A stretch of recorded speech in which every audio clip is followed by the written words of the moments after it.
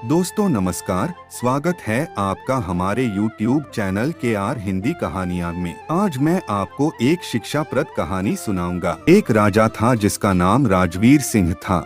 उनके जीवन में सभी सुख थे। राज्य का काम काज भी ऐशो आराम से चल रहा था। राजा के नैतिक गुणों के कारण प्रजा भी बहुत प्रसन्न थी और जिस राज्य में प्रजा खुश रहती है वहाँ की आर्थिक व्यवस्था भी दुरुस्त होती है। इस प्रकार राज्य के प्रत्येक क्षेत्र में सुख समृद्धि फैली थी। राज्य और प्रजा में इतनी खुशहाली के बाद भी राजा दुखी था क्योंकि उसकी कोई संतान नहीं थी। यह गम राजा को अंदर ही अंदर सताता रहता था। प्रजा को भी इस बात का बहुत दुख था। कई वर्षों के बाद राजा की यह मुराद पूरी हुई और उसे एक पुत्र की प्राप्ति हुई। पूरे नगर में कई दिनों तक जश्न चला। नागरिकों को राजमहल में दावत दी गई। राजा की इस खुशी में प्रजा भी झूम रही थी। राजकुमार का नाम नंदन सिंह रखा गया। बहुत पूजा पाठ एवं इंतजार के बाद राजा को संतान प्राप्त हुई थी, इसलिए उसे बड़े लाड प्यार से रखा जाता था। लेकिन अति किसी बात की अच्छी नहीं होती। जरूरत से ज्यादा लाड प्यार ने राजकुमार नंदन सिंह को बहुत बिगाड़ दिया था। बचपन में तो नंदन की सभी बातें दिल को लुभाती थी, पर बड़े होते होते यही बातें बदतमीजी लगने लगती हैं। नंदन बहुत ज्यादा जिद्दी हो गया था। उसके मन में अहंकार आ गया था। वो चाहता था कि प्रजा सदैव उसकी जय जयकार करे, उसकी प्रशंसा करे। उसकी बात ना सुनने पर वो कोहराम मचा देता था। बेचारे सैनिकों को तो वो पैर की जुती ही समझता था। आए दिन उसका प्रकोप प्रजा पर उतरने लगा था। वो खुद को भगवान के समान पूजते देखना चाहता था। आयु तो बहुत कम थी, लेकिन अहंकार कई गुना बढ़ चुका था। नंदन के इस व्यवहार से सभी बहुत दुखी थे। प्रजा आए दिन दरबार में नंदन की शिकायत लेकर पहुंचने लगे, जिसके कारण राजा का सिर लज्जा से झुक जाता था। यह एक गंभीर विषय बन चुका था। एक दिन राजा ने सभी खास दरबारियों एवं मंत्रियों की सभा बुलवाई और उनसे अपने दिल की बात कही कि वे राजकुमार के इस व्यवहार से अत्यंत दुखी हैं। राजकुमार इस राज्य का भविष्य है। अगर उसका यही व्यवहार रहा तो राज्य की खुशहाली चंद दिनों में ही चली जाएगी। दरबारी राजा को सांत्वना देते हैं और कहते हैं कि आप हिम्मत रखें वरना प्रजा निस्सहाय हो जाएगी। मंत्री ने सुझाव दिया कि राजकुमार को एक उचित मार्गदर्शन एवं सामान्य जीवन के अनुभव की जरूरत है।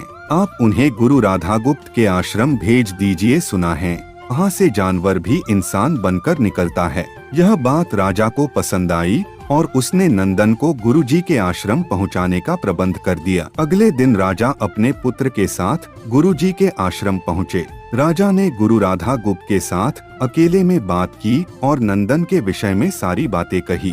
गुरुजी ने राजा को आश्वस्त किया कि वे जब अपने पुत्र से मिलेंगे तब उन्हें गर्व महसूस होगा। गुरुजी के ऐसे शब्द सुनकर राजा को शांति महसूस हुई और वे सहर्ष अपने पुत्र को आश्रम में छोड़कर राजमहल लौट गए। अगले दिन सुबह गुरु के खास चेले द्वारा नंदन को भिक्षा मांगकर खाने को कहा गया, जिसे सुनकर नंदन ने साफ इनकार कर दिया। चेले ने नंदन से कह दिया कि अगर पेट भरना है तो भिक्षा मांगनी होगी और भिक्षा का समय शाम तक ही है, अन्यथा भूखा रहना पड़ेगा।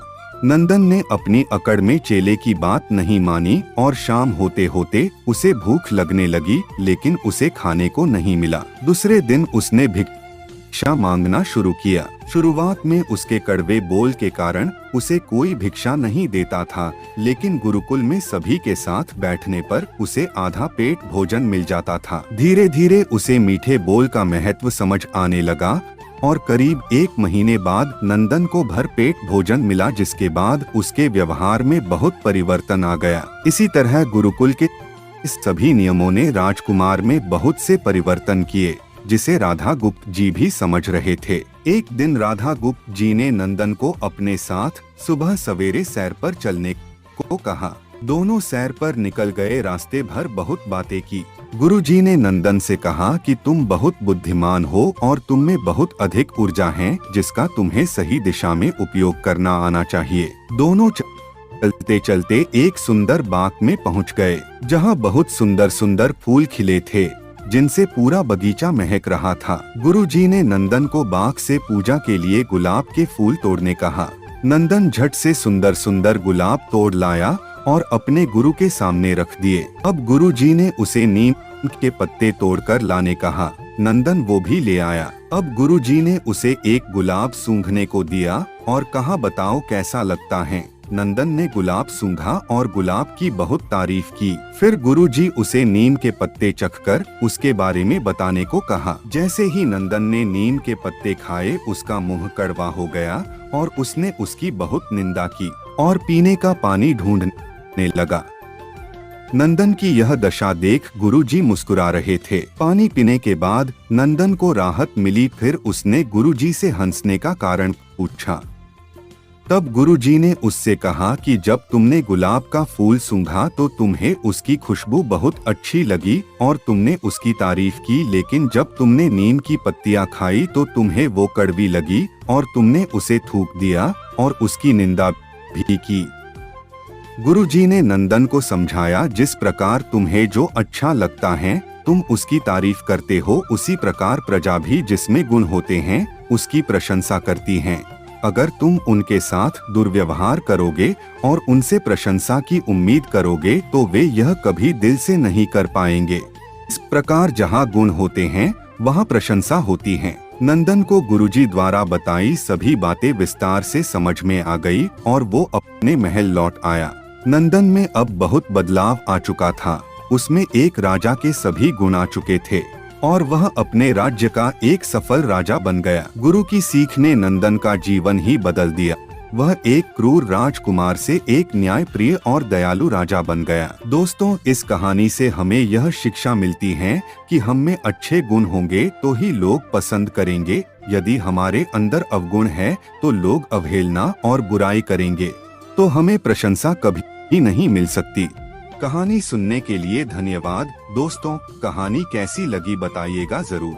यदि आप मेरे चैनल पर नए हैं तो चैनल को सब्सक्राइब करें और घंटी वाला बटन जरूर दबाएं ताकि आपको आने वाली नई कहानी की नोटिफिकेशन मिल सके।